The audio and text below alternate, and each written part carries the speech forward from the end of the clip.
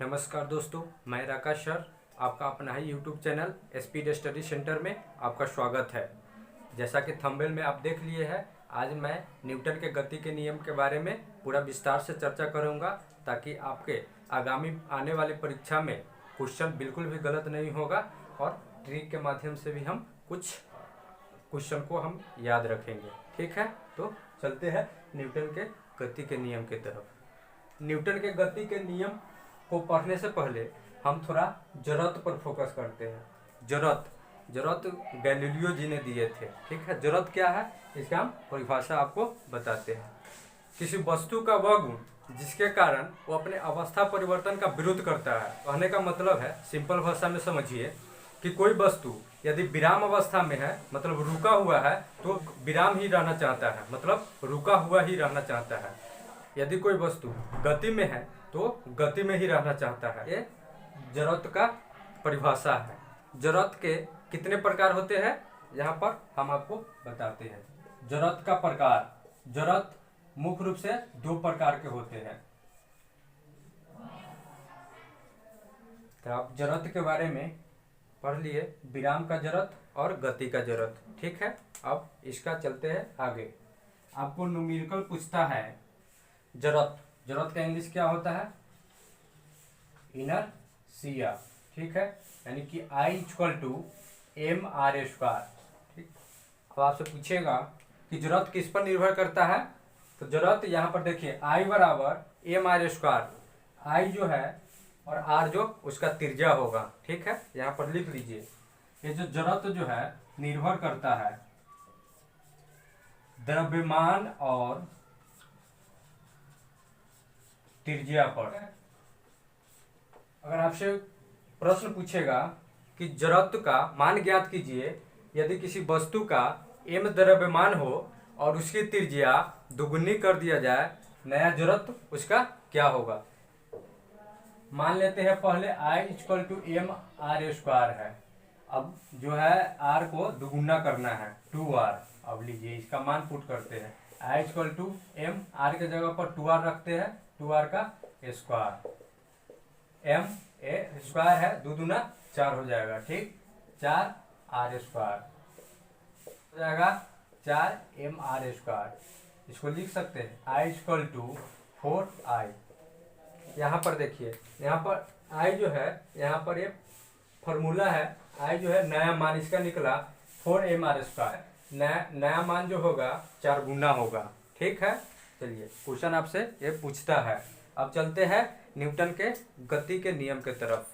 Newton का प्रथम गति नियम, इसे जड़त्व का नियम भी कहते हैं, गैलीलियो के नियम से भी जाने जाते हैं। न्यूटन साहब ने अपना पहला पुस्तक प्रिंसिपिया 1687 ईस्वी में प्रकाशित किए थे। ठीक है, ये भी क्वेश्चन में आपको पूछा हुआ क्वेश्चन है।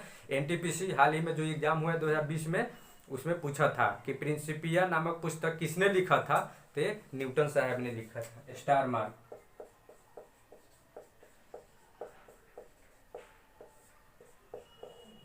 इसका प्रकाशन 1687 ईस्वी में हुआ था। ईस्वी सन भी पूछ देता है। न्यूटन ने कौन सा पुस्तक लिखा था, प्रिंसिपिया। इसका प्रकाशन कब हुआ था, 1687 ईस्वी में। अब न्यूटन का प्रथम गति नियम, कोई वस्तु विराम में है तो विराम में ही रहना चाहता है, गति में है तो गति में ही रहना चाहता है, जब तक कि उस पर कोई बाह्य बल कार्य न करे। चलिए इसको हम आसान भाषा में समझाते हैं। सभी लोग तो मैच देखते होइएगा, क्रिकेट मैच, ताकि बढ़िया से आपको दिमाग में कॉन्सेप्ट समझ सके। ठीक है, चलिए जैसे कोई बॉलर गेंद कराता है तो बैट्समैन क्या करता है, गेंद को मारता है। ठीक, तो गेंद जब गति में रहता है तो गति में ही रहना चाहता है, वो चाहता है कि हम बाउंड्री पार हो जाए। लेकिन उसके विरुद्ध में कौन आता है, वो खिलाड़ी आता है जो गेंद को पकड़ लेता है। मतलब गेंद के विरुद्ध में कौन कार्य किया, खिलाड़ी किया। यही यहाँ पर न्यूटन साहब ने कहा है कि गति में है तो गति में ही रहेगा, विराम में है तो विराम में ही रहेगा, जब तक कि उस पर कोई बाह्य बल कार्य न करे। चलिए यहाँ पर हम आपको एक और प्रयोग करके दिखाता हूँ। इनका गति का नियम है। ठीक, इनका कहना है कोई भी ग्लास लीजिए, उस पर कोई 4 शीट रखिए, कोई पतला सा, और उस पर सिक्का रखिए। 4 शीट को खींचिएगा तो सिक्का कहाँ गिरेगा, वो ग्लास में ही जाके गिरेगा। इसको हम पूरी तरह से देख लेते हैं। देखिए आपके सामने में यहाँ पर रख ले, तो देखिए इसके अंदर कुछ नहीं है, एक ग्लास के अंदर में ऊपर से 4 शीट रखे, 4 शीट के ऊपर ये रुपया रख दिए। अब हम इस 4 शीट को खींचेंगे, ठीक है, तो ये सीधे कहाँ जाएगा, ग्लास के अंदर चला जाएगा। ये विराम का जरूरत भी है और न्यूटन का प्रथम गति नियम भी है, क्योंकि ये जरूरत में ही रहना चाहेगा। ये सिर्फ 4 शीट ही गति में आएगा। 4 शीट को हम खींचेंगे तो ये सिक्का जो है कहाँ, ग्लास में गिरेगा। ठीक है, देखिए ग्लास में गिरा, तो इसको बोलते हैं न्यूटन का प्रथम गति नियम, कंसेप्ट बाय कंसेप्ट। न्यूटन के प्रथम गति नियम से बल की परिभाषा हम ज्ञात करते हैं।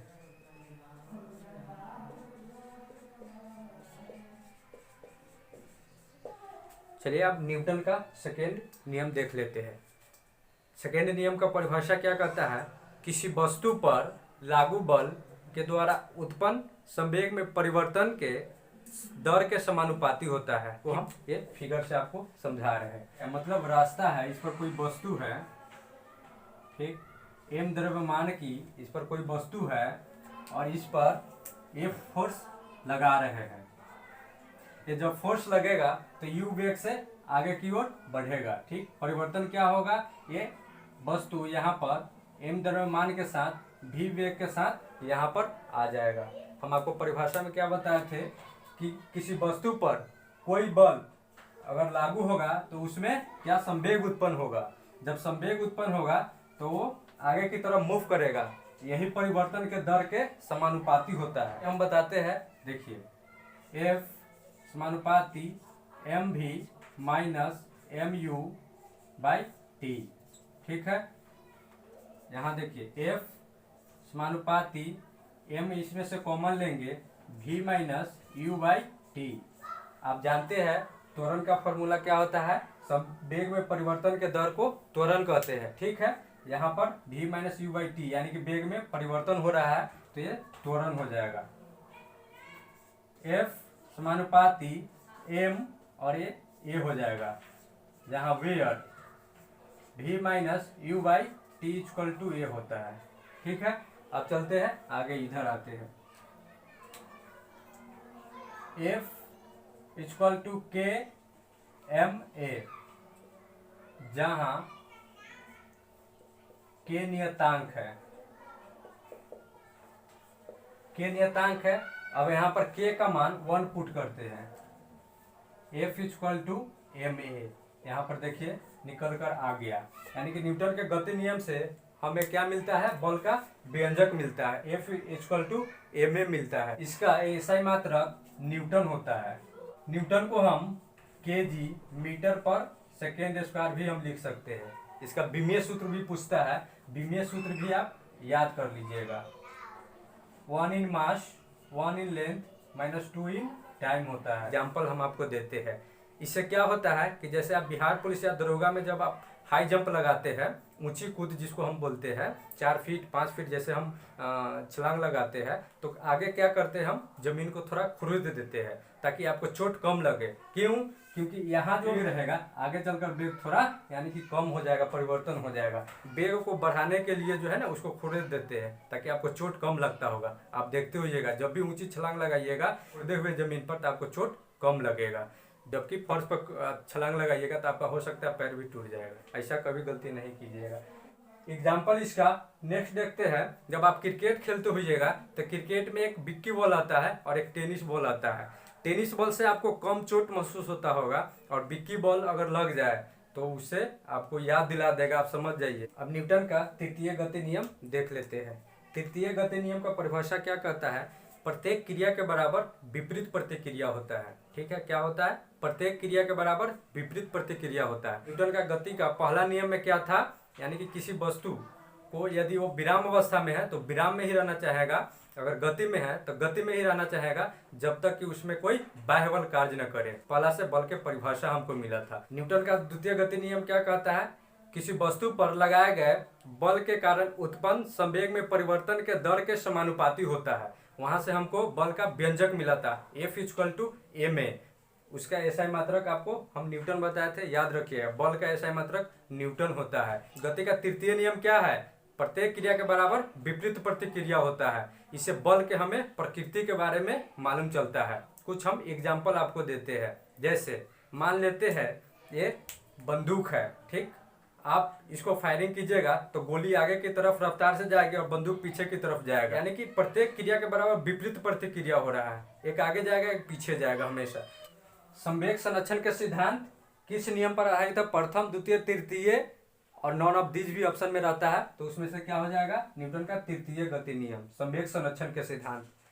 जब रॉकेट हम लॉन्च करते हैं, मालूम है आपको, श्रीहरिकोटा आंध्र प्रदेश से कोई भी उपग्रह जो लॉन्च किया जाता है वो वहीं से किया जाता है, तो किस पर काम करता है? न्यूटन का तृतीय गति नियम पर ही काम करता है। उसको हम संवेग संरक्षण के सिद्धांत के नाम से भी हम जानते हैं।